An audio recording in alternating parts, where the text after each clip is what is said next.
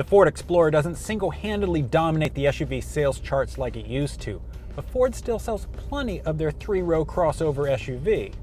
5 years into this generation, the Explorer comes in for a 2016 update. One reason people buy Explorers is because of their styling, and that will probably continue. The updated styling up front tosses the razor-styled grille that popped up on every Ford a few years back.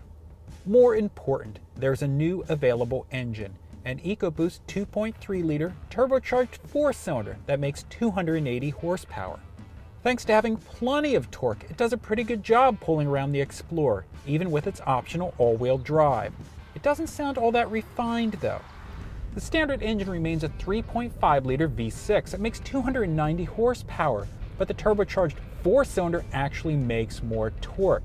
Top-level Sport and Platinum versions, they gild the lily with the 3.5-liter twin-turbo EcoBoost V6. Ford has retuned the suspension for this update, but this family bus still feels big to drive. Some rivals are much more sedan-like in their reflexes. Thing is, an update can only go so far. It can't fix basic architectural shortcomings, and there's plenty of them in this dated platform. Seeing out is hard with massive front windshield pillars and a small rear window. It doesn't help that it feels like you're sitting deep in a pit inside, surrounded by super high door sills. There's tons of wasted space between you and the door. With all that space, you'd think the narrow feeling seats could have been wider. A left footrest that wasn't pushed so far inboard would be good too.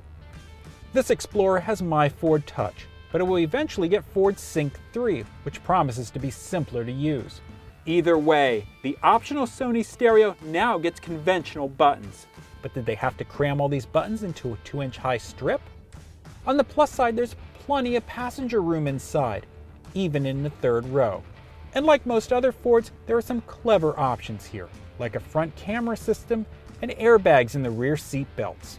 Still, even with all of these updates, it feels like Ford is simply marking time until they can redesign the Explorer to the better driving and more modern Fusion platform. For more, check out consumerreports.org.